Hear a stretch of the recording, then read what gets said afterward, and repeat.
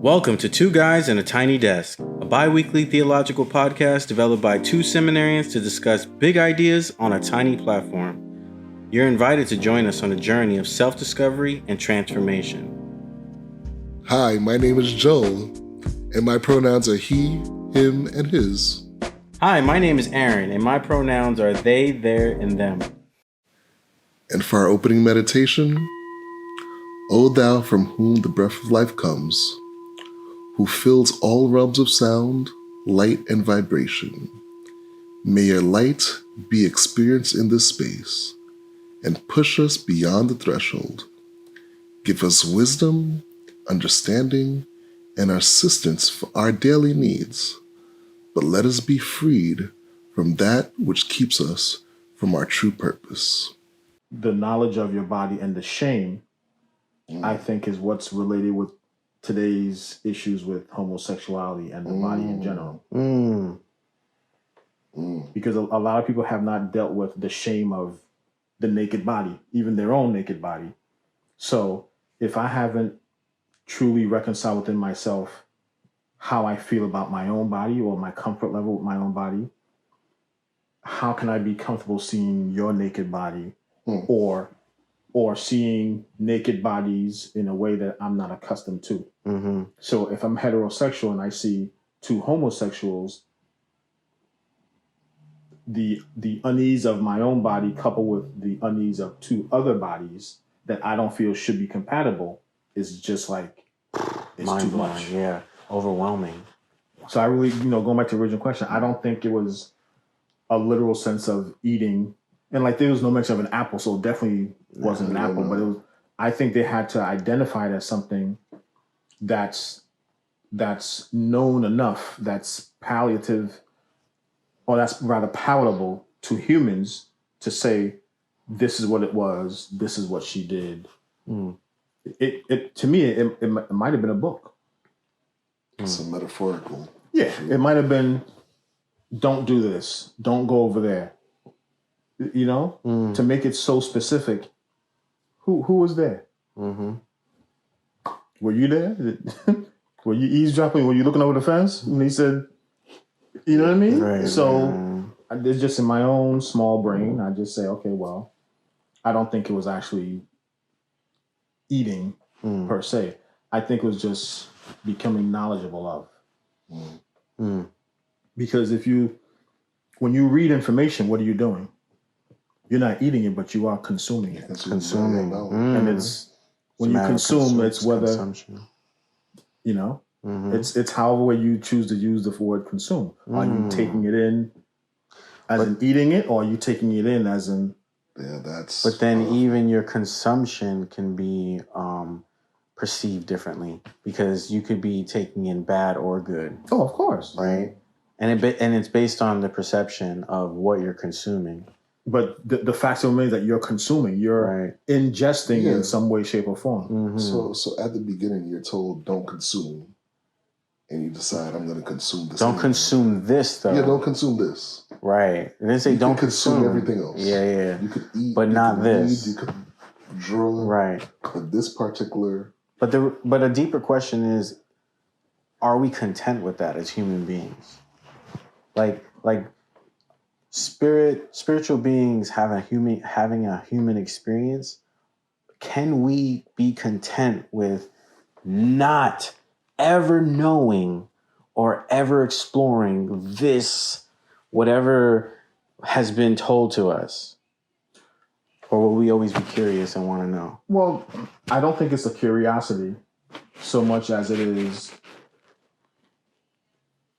can we overcome the curiosity? But then to overcome curiosity, it's to make it seem as if curiosity is an issue. But curiosity is what invites us to dance with imagination. Well, yeah, but curiosity is an issue, but do you have control over your curiosity? It's no different than do you have control over your whims? Do you let your predilections control you, or do you have control over your predilections? It's no different than having any other addiction. Do you control it? Do you have a handle on it? Can you take one drink and say, okay, I'm good? So the thing is, how as addiction, right? This has gone a little bit towards addiction and us controlling things. How do you know if you can control something unless you you go there, you try it, you Okay. Hence, we're back to the garden. Temptation. But is it a matter of control? If everything is up for grabs and God is in everything, right? But we have this narrative that contradicts a God like that. It says that in Genesis, this Hebraic imagination of God said that God had rules right off the rip. But then we can talk about, a God in process and say, well, everything is for God and God is in everything, right? that's true. So now can we honestly sit there and say, well, God said we can't go over here or talk about that or do that? It depends about which God, if I could say it like that. Right. Well, like because you have God that gives laws. Right. What if it was just a test? Well, then now you're also implying that God is a challenging, inquisitive being that creates something and then tests it on purpose. Well, of course, because humans do that. Because God gave the instruction. Everything here is yours.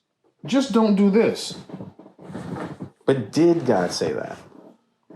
If we're talking about a God that loves everything and God that's open on the table for everything, does God really make rules then? If you literally interpret the Bible, if you are what I call a Bible beater, where you read the Bible and it's it's verbatim. The Bible said this, the Bible said that, and you believe it all. Right.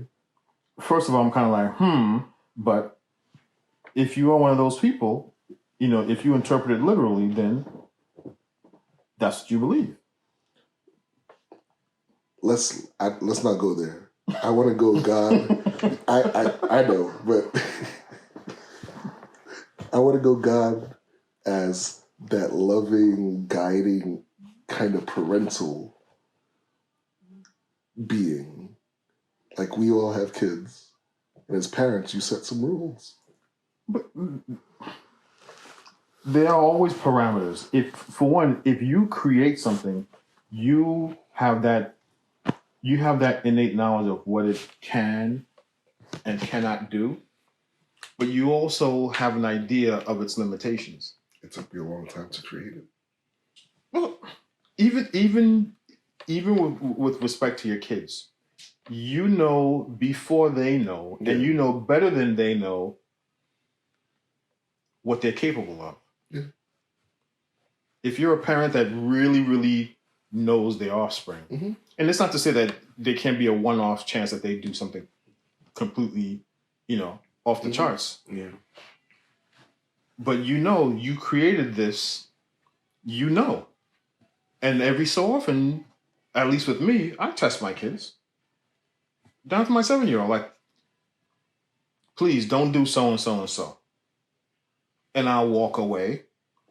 But I'll walk away with that eye in the back of my head, as he calls it, waiting to hear if something drops, because he went over there to fiddle with it. It's like my daughter, Dad, how do you know I did that? And I can walk into a room and know my son's been in there. And I might not be able to tell you exactly why I know, but I'm the kind where I can walk into a room, put my phone down, come back and my phone is like this, and I would notice because of who I'm around. Now, if my son, and I'm not picking on him, but if my son is not around and it's moved, I might not notice. But he's very much into tech, like especially my wife's phone. He always grabs her phone. So if I walk into a room and her phone is askew, I know Jeremiah was here. That's a billboard. Jerry was here. Because I know him. And I would venture to say I know him better than he knows himself. Of course. You know what's interesting? I love what you're sharing. But okay, let's go down the idea that God is this parent, right? And we're the children, right? And God is this infinite, massive, enormously powerful, knows all being, right? That's your parent. So like you said, God knows if you've been in a room or not. God knows if you moved something or you didn't. God just knows, right? But then us as parents, the difference is we have traumas, insecurities, doubt, fear, right? And for some reason, God has those things, but they're not interfering with how God parents, right? But for us as humans, these things interfere how we, or determine how we parent, right? At different stages of knowledge or knowing. But we have a parent that knows us through and through because we came from that parent, right? We have that essence in us. But we come short because we have these misunderstandings, if you will. You know, I don't forgive this, or I can't get over this. It's a trauma. It's causing me to, act a certain way, be a certain way with people. Maybe I can't be a full productive father, a present father, because I'm too worried about, problems and stuff like that. But then you also have on the other side this controlling factor that amplifies when we feel insecure. And a lot of times we project that and say, well, you gotta follow these rules and you gotta do it the way I told you, or you gotta do it like this, and so that we feel safer. But it's ultimately a parental insecurity, is it not? As humans, like human parents, Getting to the topic today, you think we wear masks for God? I think so, yeah. Don't you? I mean, I think that whole scene of hiding behind a bush when God is walking through the garden after they've entered into this hidden knowledge or forbidden knowledge, and God's like, "Yo, Adam, where you at?" He's like, "Yo, I'm behind this bush." He's like, "What are you doing behind a bush, bro? Like, we normally walk side by side. You're not walking with me. What happened? I'm naked." Who told you that? I saw my diggling. Yeah, like I'm cold now. I got itchy stuff on me.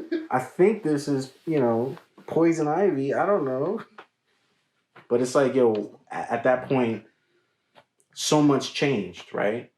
Maybe at that point, we then symbolically try to replace God. And then from that point on, our understanding superseded God's understandings or teachings. You're saying like we made ourselves gods? Right. And then we put that mask on. And then that mask looks like power and control and stability and happiness and patriarchy. And, you can add all kinds of stuff to that. I've been thinking about this, and I think one of the masks I wear a lot is the happy mask. Happy no matter what. How much of the hiding in the garden can be seen in how we as modern day Christians have fallen away from the teachings and the doctrines of whether religion or the church? And the further away we get from God, the more naked we are because we're not in line with. I think religion is hiding. Religion and churches masquerading around, hiding behind a tree. And I think that's why so many people say, yo, I'm spiritual. Right. Let me be free and be spiritual. But part of me, I understand that, but part of me feels as though that's a cop-out. That's a reason not to deal with the burden, the issue itself of why are you just spiritual now? Right. Or why are you not facing the issue that you have with religion or your church or your childhood or your mom or your dad, whatever the issue is, and now it's just, oh, I'm spiritual. It sounds like a cop-out to me. That's, I'm not saying it's not a thing. It's just, I like to call a horse. Definitely. I don't want to say, oh, that's a mare or that's a donkey. If it's a horse, it's a horse. Yeah. No, I feel you. And that's real because some people do go around saying they're spiritual, but their lifestyle and how they portray themselves does not reflect that. It's just like you're saying, it's being used as a cop out Yeah, to say, I don't want to deal with religion stuff. Don't bother me with religion stuff and don't invite me to any congregational shit because I'm spiritual. I what don't got deal with you that. to being spiritual? Yeah, Because exactly. if you're telling me you're spiritual, it makes it sound as though you were something else That was before. And if so, what was that something else? Right. Yeah. Because hopefully you didn't throw out the baby and the bathwater, because then that would be the obvious cop out, right? So, yeah, that is true. I mean, there's many masks we wear. That's another mask. Yeah. Yeah, I'm psychologically, spiritual. we wear so many masks. All right. So the question: Yeah. what Topics. mask do we intentionally or subconsciously wear? Mm-hmm. That's what we're talking about today. Mask required. Podcast episode number 4. You guys thinking about it? There's so much. Well, no. It just popped into my head. In light of COVID being the subject of the day everywhere, and every place, every establishment has a sign. Wear a face covering, wear a mask. You cannot enter without one. Mask required.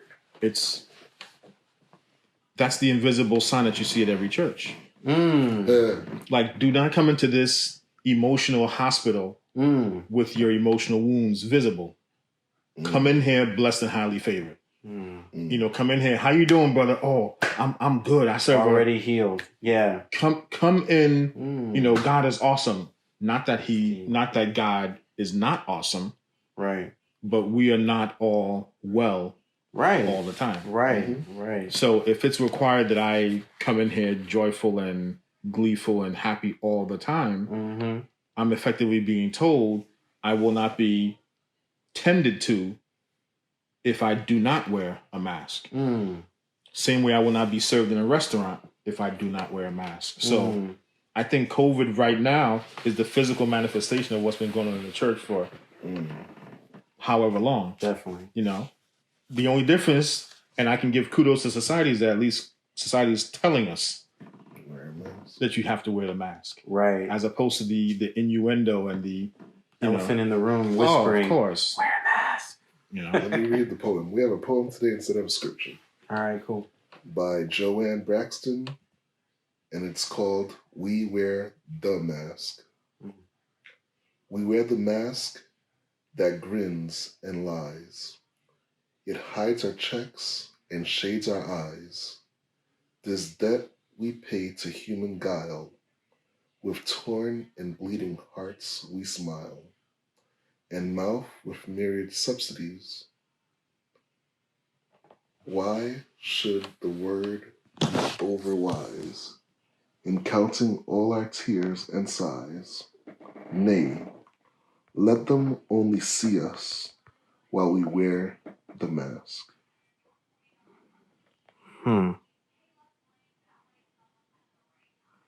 That's actually troubling on so many levels.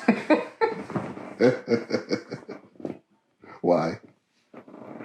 To me, it just smacks of no one wants to do the work of either not wearing the mask or of helping someone who either isn't wearing a mask or helping someone take their mask off. How many masks do we have on? Too many to count. How many people drive cars that they really can't afford? How many people live in hand to mouth? Forget about check to check, hand to mouth. That's the basic everyday mask. And then how many people, because of COVID right now, are with people who they don't even like, much less love, but like for a while you were quarantined with these people, and only because of COVID, I'm back to that subject again, only because of COVID you realize, I don't even like you. Why are we together? You know what I mean? Because you put on the mask on the first date. You never take it off. No, but eventually the mask gets chipped away. Deteriorates, right? It has an expiration. Because you can't keep it up. You can't keep up that facade the rest of your life. Right. You know? Right. Like, we know you don't wear a clean shirt every day. But you understand what I'm saying? Yeah. And I'm sure a lot of people, because of the quarantine time, realize like their partner doesn't brush their teeth every day. But you learn some really, really odd things about people when you're forced to, into an environment with them. Right. You know? It's but when you look at that, I think when you look at it from a spiritual lens, like we said before, where do pastors go to vent? Right. When you look at other ministerial practitioners and you say, okay, well, I thought this person was such and such and such, because the mask that they've always worn around you has been such that, they come off as, But then you either see them in a time of weakness, or you see them going through something that you feel that they should have been above, or you hear them say something, or they pass judgment, and you're kind of like, but whoa, you're supposed to be a man of the cloth, or you're supposed to be a woman of God, or whatever the term of the day is. And then you're kind of like, it's taught me to like, I don't assume anything. We're all human. We're all fallible. But it just makes you wonder sometimes. Like, did they really just say that? This topic, it makes me think of Jay-Z's mother. She wrote a poem, Gloria Carter. She wrote a poem called Smile. And he actually put it, I believe, on the 444 album. And it reads, "Good morning or good evening, friends. Living in the shadows, can you imagine what kind of life it is to live? In the shadows, people see you as happy and free because that's what you want them to see. Living two lives, happy but not free. You live in the shadows for fear of someone hurting your family or the person you love. The world is changing and they say it's time to be free, but you live in a fear of just being me. Living in the shadows feels like a safe place to be. No harm for them, no harm for me. But life is short and it's time to be free. Love who you love because life isn't guaranteed. Smile." And what's interesting behind this poem is Gloria Carter was struggling with lesbianism, or being a lesbian. And she wanted to come out and be who she wanted to be. And when she finally did, she made this poem, and her son accepted her. Jay-Z accepted her for who she was. So it was really beautiful. But you can see the symbolism in it too, that portrays the topic of today as well. Like, a lot of times we just feel so comfortable in the shadow of a mask that we're wearing every day that it's just sometimes too difficult to just not wear that mask, This brought me something my grandmother said. I'll translate it. This is, it's a quote from my grandmother. I won't say which one or whatever, go into detail. But her mask, right? She said that every time you see her, she looks like a brand new polished piece of wood. But the second you lean on her, the second you touch her, you find out that inside is rotten and she falls apart.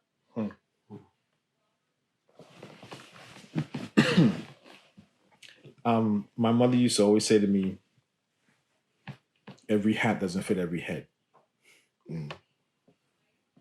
Nigerian parents never answer a question directly. They always give you some parable, or they tell you some story that has nothing to do with the topic, but it's designed to make you think. Sometime in my later teenage years, I went and got my hair cut. And I got whatever style, was out or whatever. And to her, I looked silly. That style wasn't for me. Before I started locking my hair, I just have a very, very low afro, and I push it back never particularly, brushed it or combed it. That's just how I wore my hair. But that style fit me. That hat fit my head.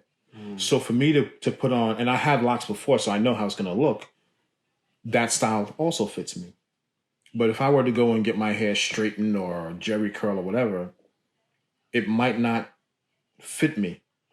Because although that's just the crown of my head, it's also a mask. It's me trying to portray something to someone else or to the world that I am not. Right. And although it's changeable, again, it's me not being myself. And I think the difference there compared to the poem, I think with Gloria Carter, you said, right? That mask that she wore was societally imposed upon her because I don't think she was able to just come out and be who she wanted to be and be accepted. Right. As opposed to mine, in trying to be accepted, I put this mask on. So although they're both masks, I think it's just the we came at that, we arrived at that point from different vantage points. So depending on where you are in your walk with your creator, your God, whoever, whatever it is you believe in, you have to look at how it is you're choosing to get there. Are you getting there of your own volition and you're just taking in information and crunching the numbers and making sure it fits? Or did somebody say you have to go this way? Right. Like we had discussed before, Jesus is a way. Some people say way. Jesus is the way. Right. But when they say Jesus is the way, it's because that's what they've been told. And I don't think they've done enough work for themselves to arrive at a full conclusion. I'm not going to say right or wrong. I'm just saying that my opinion is that when you do the work, you yourself will arrive at your conclusion and know, okay, well, I got here because you might have pointed me in a direction, but you didn't point me in the direction with this shirt on, with these pants on, with these socks on. You didn't dress me up. You didn't mask me to get to where I'm going. You just said, hey, take this. There's some information on it. See where it leads you. Right. As opposed to take this, follow these directions, and you'll get to wherever. Right. Okay, so my mask is a little different from hers, but I get it. So this let's time out right quick. I just want to check this to make sure we're not. Still recording?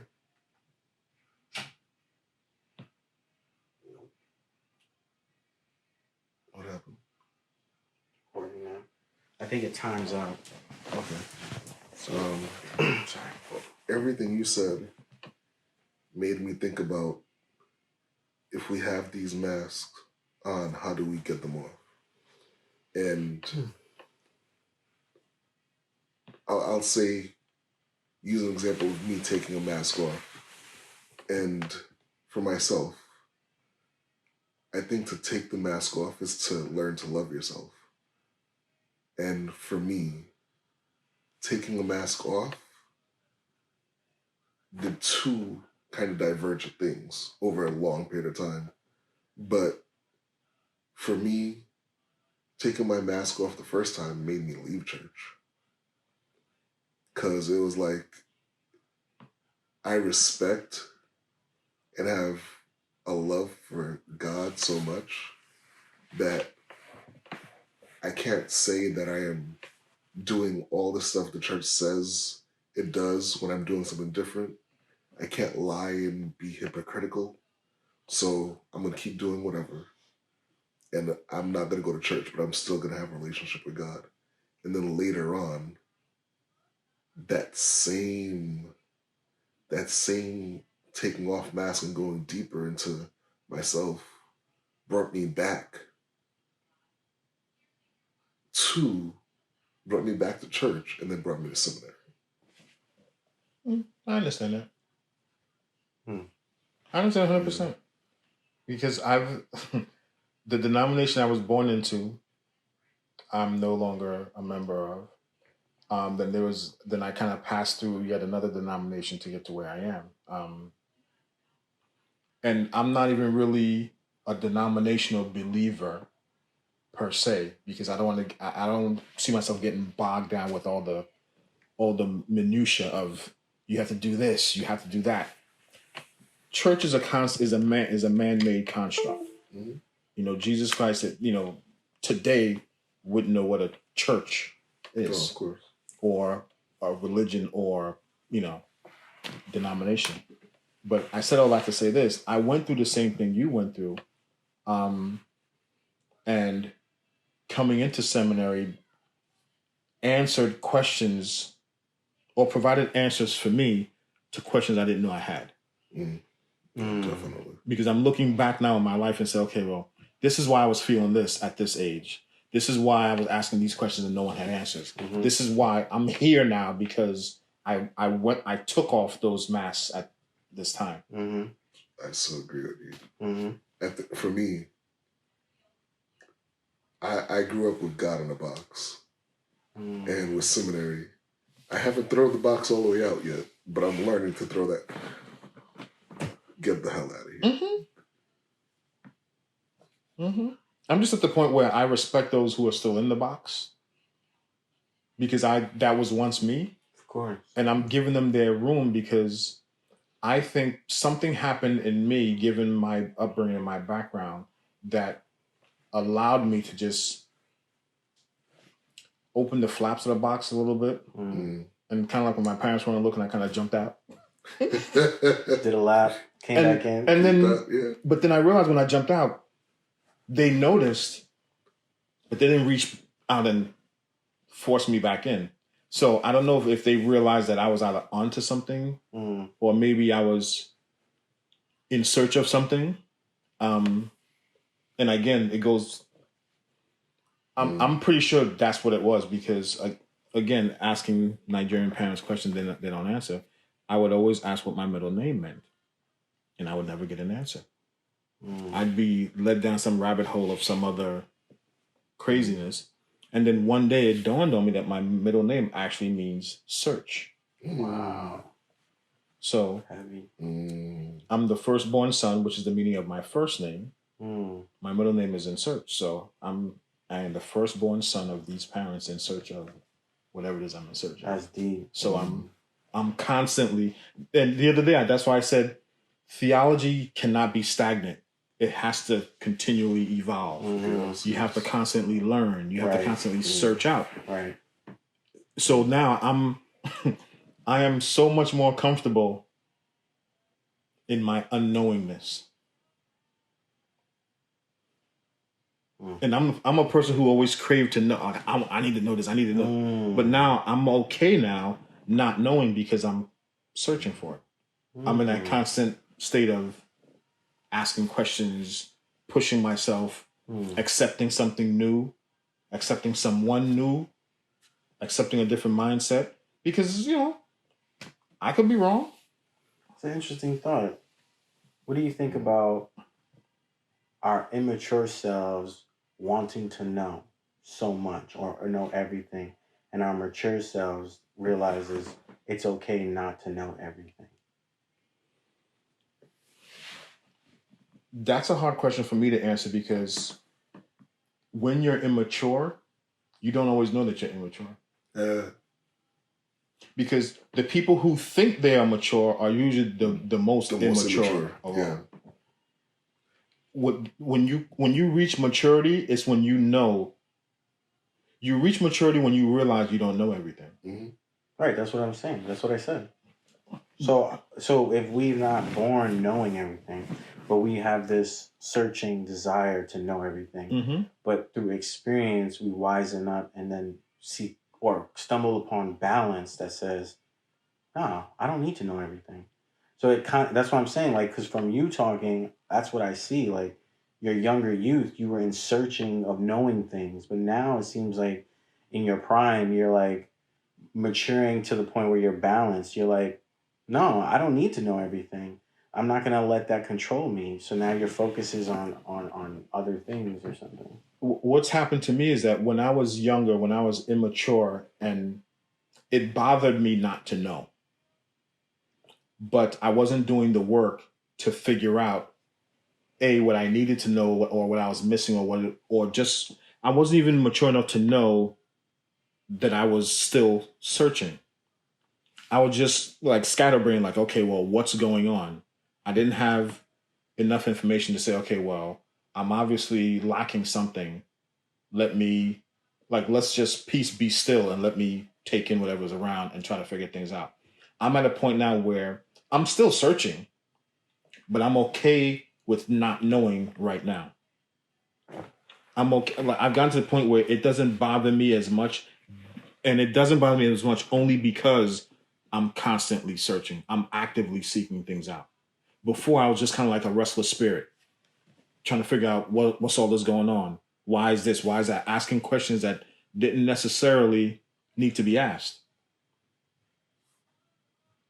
I believe certain questions, if you it's not even so much if you seek the answer, certain questions will answer themselves if you allow, if that makes any sense.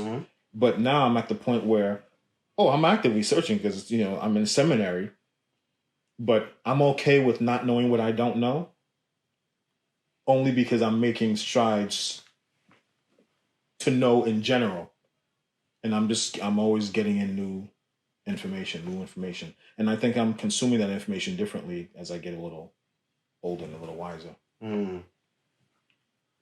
So that has me just a question with mask and the requirement of mask. Are the mask on because we don't know ourselves, and as we get to know ourselves, they come off? That's a good question. Carl Jung actually explored that kind of topic of the layers that create the psyche or the self, right? The human self as we know it. And through his explorations and research, he realized we are not the positions or titles that we create. We are not these symbols that we understand. We're actually something that we don't understand. And that's the God part of us that we just don't understand, the unknowing, right? But what's interesting is the more that we strive to know our true selves, that's when we're vulnerable with whatever we have inside of us. So kind of like what you're saying, you're at this point where you're okay not knowing, right? So we have to come to a point as human beings and say, we're okay with not knowing everything about us. Instead of trying to make things up and say we're this, it's okay to be as is, whatever you are. Don't maskless. Right, maskless. Naked, free, open, vulnerable, these things, so. And I think in that state, you are able to take in more information. Definitely. When you don't, there's no walls, there's no facade. And without that facade, now if I say something to you, you can take it in with its full value. You can get all the nutrients out of it, as opposed to it going through a sieve or going through some cheesecloth or going through another filter. You're taking in all this information, and the openness that you've allowed yourself to experience now is what's going to allow you to take in a whole lot more, as opposed to these filters that we've been taught, that we've been educated, that we've been socialized by, that our parents put into us, that society constantly puts out there. Programming. Yeah, basically. So I think as you get rid of some of these layers, not only do you become more vulnerable and more, I don't want to say susceptible. Well, you do become more susceptible to information, but now I think the harder work begins, because now you have to filter out, to use that word again, all the stuff that doesn't work for you. Right. Because you can listen to this podcast, hopefully whatever good you get out of it, you use. Right. Whatever doesn't apply, you throw away or ignore. You know, some people like their orange juice with pulp, some like it without. Right. So, right. But it's the same orange juice, it's the same nutrients. Right. Just one has a little bit more substance to it, the other doesn't. Mm-hmm.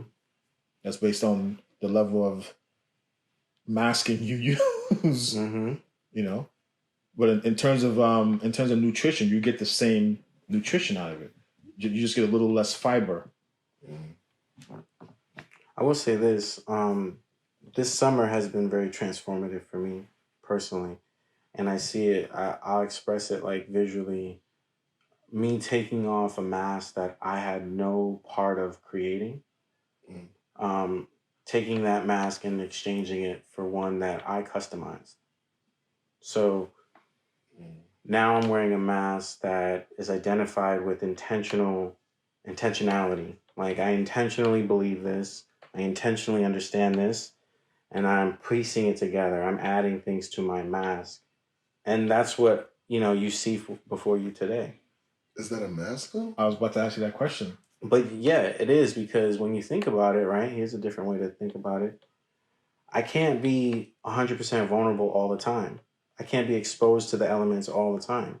I have to safeguard myself. So this mask that I intentionally create allows me to be vulnerable with people to an extent, but then it protects me from being, manipulated or abused or lied to. Let me ask the question this way then. Is it that you're creating a new mask, or is it that you're choosing to keep certain layers on? No, it's a new mask, because when I sat here and said I went through a transformation, I didn't just change a mindset. I changed a complete lifestyle. I healed over things, like, from my past. Because I healed certain traumas in my life, my mask looks different. Right? And that may even adjust from a crazy frown, to even more of a smile, because I'm naturally just a very happy person around people. I like being around you guys all the time. You know that. I love you. And so I'm no longer now like as sad because I thought that something was missing in me. So now I've healed something, or a bunch of things that has allowed me to say, I'm just a little bit more comfortable in my skin, or I'm a little bit more comfortable being whatever I think me is, but with others. So I can be weird and quirky with you. But before, say like 4 or 5 years ago, I wouldn't be able to have this conversation with you guys and be as open. I wouldn't be able to, be as honest, and transparent. So, I mean, I do feel like I still do wear a mask though, but I don't think it's the same mask, This mask I'm intentionally kind of bedazzling, if you will, customizing it, pimping it out, maybe throwing some graffiti on it or something. Mask. Yeah, pimp my mask. I'm in that process of pimping my mask, like kind of like the students at NYTS right now this semester that are going through intro theology. They're designing their belief, their faith, they're customizing it. When you put it that way, I get it. Like when you wrestle with your theology, yeah, that literally is creating a new mask. Yeah. I was just looking at it. It felt initially to me as though you were shedding everything. Like the more open you are, the more shedding that you've done. Right. But I can see it from, it's either the half full or half empty. Yeah, exactly. Yeah. Both perspectives are valid. 6 of one, half a dozen of the other. I get it. So you can look at it from both sides. It makes sense. It just makes me see maturity. Like that new mask is a new level of maturity. Yeah, definitely. To create with intent definitely takes a lot of maturity and wisdom, experience. Yeah, because if you think about it, right?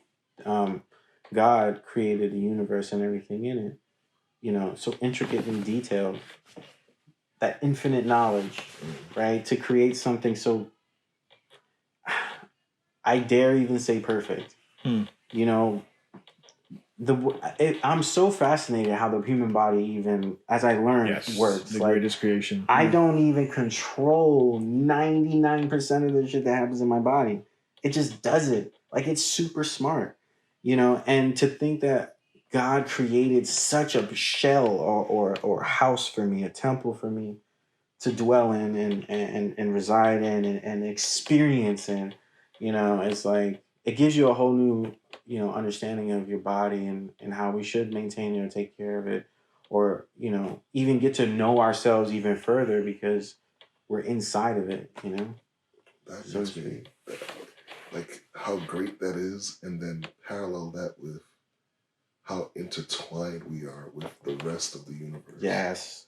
How we balance each other out. Mm-hmm.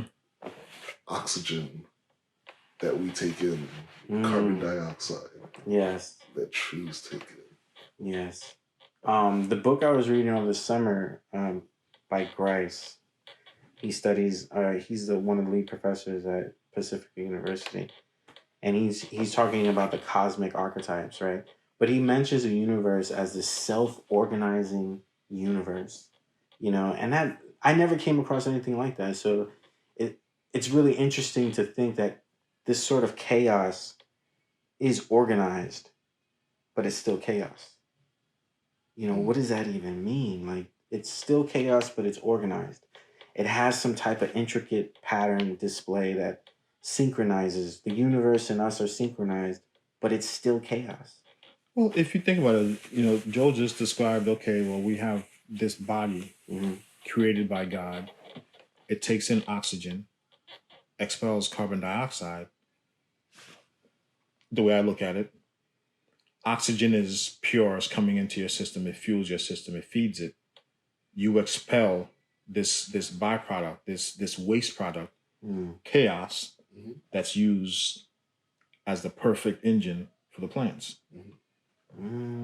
I like that. And then they expel chaos, yeah. their chaos is our necessity. So certain chaos. That's the cycle. So what you cannot use, what you expel, what you actually forcibly get rid of, something else something feeds needs. off of. Exactly. That intricate web. That's the organized confusion. Of the universe. We're all connected. Yeah. That reminds me, what was that? I think it was a year ago. North Carolina almost killed all the bees because of the pesticide, and they were gonna fuck up the ecosystem. The ecosystem. Yeah. How killing off just bees, one group of bees, destroys or can impact severely the crops ecosystem. took a nosedive. Yeah. Global warming is a definite sign of that as well. Rising of sea levels, displacement of cold and hot. It makes animals migrate to places they've never been. So, extremes. Yeah. And then it's that, called Charles Darwin, sorry, survival of the fittest. Some animals just won't adjust well to their new environments that they're forced into, Like seeing that polar bear with no hair or fur. Have you seen a picture of that? Yeah. That's ridiculous, like that it got so hot that it had to shed its own, so, yeah. This was great. I enjoyed this. Wow! I can't wait to watch the next episode of 2 Guys and a Tiny Desk.